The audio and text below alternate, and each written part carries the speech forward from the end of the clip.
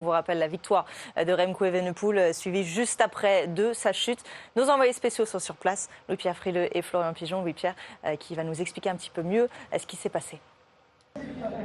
Allez, si on voulait se quitter et vous dire au revoir, on vous raconte un petit peu ce qui s'est passé après la ligne et cette chute de Remco Evenepoel. Ça s'est passé à quelques centimètres de nous. On va vous expliquer exactement ce qui s'est passé.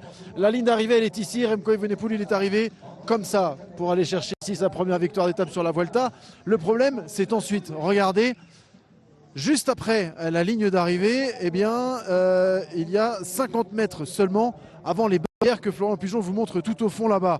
Les voitures, lorsqu'elles sont arrivées ici, elles ont tourné à droite, elles ont fait un demi-tour pour remonter là-bas. Sauf qu'ici, il y avait des photographes, des journalistes qui attendaient, évidemment, tous les assistants des différentes équipes. Les soigneurs étaient tous amassés ici. Résultat, Remco Evenepoel a franchi la ligne, levé les bras. Et là, il a vu eh bien, tout simplement une marée humaine. Sauf que quand tout le monde s'est écarté, il y avait des barrières. Donc Remco Evenepoel n'a rien pu faire. Il est arrivé très vite. Et comme on vous le disait il y a un instant, entre son passage sur la ligne d'arrivée et là où il est tombé, c'est-à-dire très exactement ici, il n'y a que 50 mètres. Forcément, ça fait peu quand on arrive à lancer comme ça, qu'on n'a pas forcément les mains sur les freins. Ça laisse très très peu de temps pour s'arrêter. C'est donc ici que Remco Evenepoel est tombé tout à l'heure. Voilà pour les explications. On espère qu'il n'y a rien de grave pour le vainqueur de cette étape et le nouveau leader du classement général.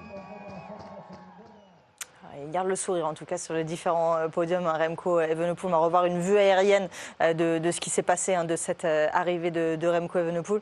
Bon, c'est une frayeur dont il se serait bien passé en tout cas pour débuter cette Vuelta. C'est vrai que ça fait beaucoup entre cette arrivée en pleine nuit samedi, les conditions dantesques hier et puis là. C'est dingue de voir ça. Même derrière, on a les mains sur les freins. Aucun échappatoire.